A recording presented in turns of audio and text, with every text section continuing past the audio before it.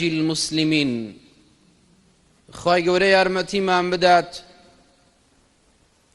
باسیەوە ئەکەین مسلمان دەبێ ئاگای لە مسلمانی برای بێت، مسلمان دەبێ ئاگای لە دراوسێکەی بێت، مسلمان دەبێ ئاگای لە خزمەکەی بێ، چونکە هیچ کەس تاسەر لە تەنگانە نابێ. بۆیە ئەو ڕۆژەی کەوا تۆ خوای پەروەردگار داوێتی پێت دەبێ ئاگات لەوانە بێ کەوا هان لە تەنگانە و ناڕەحەتیە، و دەبێ ئاگات لە ماڵ و مناڵیشت بێ، چونکە بەداخێکی زۆرەوە لە ڕۆژگاری ئەمڕۆیە ئەوەندە دەوترێ قەیران قەیران وای لێ هاتووە باوکی وا هەیە ماڵ و مناڵەکەی خۆی خەریکە لە برسا دەکوژێ، وەها ئەو ماڵەی تون کردووە، وەها قایمی کردووە، وای لێ هاتووە مەصریفی ماڵ و مناڵەکەیشی ناکە. بەڵام ئێمە ئەو ئەڵڵایەمان لەبیر چووە کەوا لە سەرووی حەوت تەبەقەی ئاسمانە و ڕزقیشمان لای ئەوە.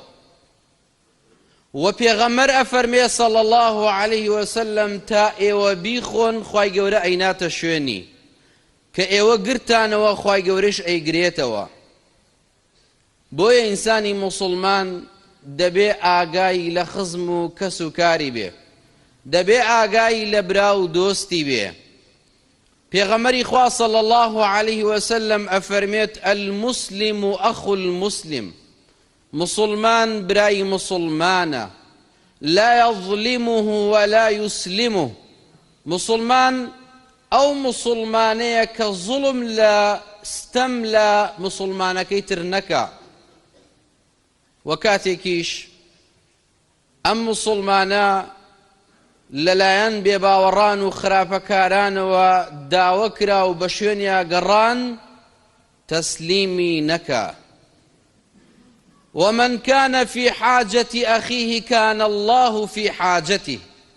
پێغەمبەر ئەفەرمێ صلی الله عليه وسلم هەر کەسێک لە ئیشوکاری برایەکی مسلمانیا بێت، یارمەتی برایەکی مسلمانی بدا، خوای گەورە یارمەتی ئەو کەسادا.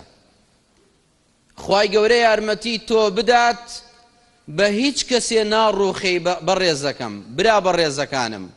ومن كان في حاجة أخيه كان الله في حاجته. هەر کەسێک یارمەتی برایەکی مسلمانی بدا، یارمەتی دراوسێکی بدا، یارمەتی خزمێکی بدا، یارمەتی دایک و باوکی بدا، خوای گەورە یارمەتی ئەدا.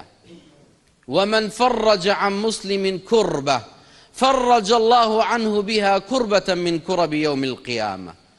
هەر کەسێک پێغەمبەر دەفەرمێ صلی الله عليه وسلم هەر کەسێک ناڕەحەتیەک لە مسلمانێک لا بدا، خوای گەورە ناڕەحەتیەک لە ناڕەحەتیەکانی ڕۆژی قیامەتی لەسەر لادا. بەڕاستی کاتێک ئێمە باسی قیامەت ئەکەین بەلامانەوە ئاساییە. پێغەمبەری خوا صلی الله عليه وسلم باسی کابرایەکمان بۆکە لە دنیایە تەنیا خۆشی بینیوە، هیچ ناخۆشیەکی نەبینیوە، بەڵام کافرە، بەڵام بێباوەڕە بەخوا. کاتێکەوە قیامەت هەڵئەسێ ئەم کابرا کافرە ئەکەنە ناو جەهەنەمەوە و دەری ئەکەن، پرسیارێکی لێکەن. بەڕەئی ئێوە بێ پرسیارەکە چی بێ؟ پرسیارەکەیش ئەوەیە پێی ئەڵێن لە دنیایە خۆشیت دیە، ئەڵێ ئەوەی پێی بوترێ خۆشی نەمبینیوە لە دنیایە. لە عینی کاتیشە ئەم کابرا کافرە بێ باوەڕە ئەوەی ناخۆشی بێ نەیبینیوە لە دنیایە، تەنیا خۆشی بینیوە، بەڵام تەنیا ئەوەندەی کەوا ئەکرێتە ناو جەهەنەمەوە و دەرئەکرێ، ئەوەندە ئێش و ئازاری پێ ئەگا.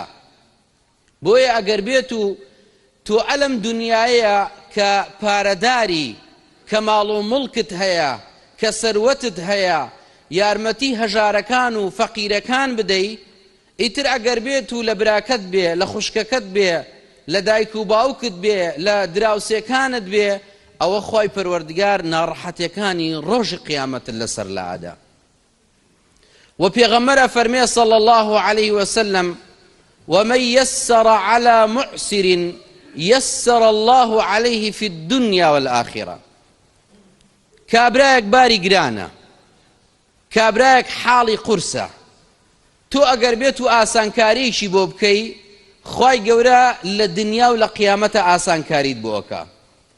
چونکە هەموو کەس وەکو وتم تا سەر نە لە خۆشیاتە و نە لە تەنگانەی شاتە.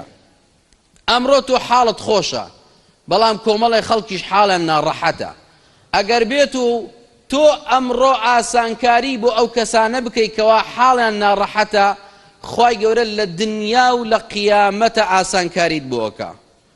ڕۆژێک دێ ئەوەنە لێت ئەقەومێ،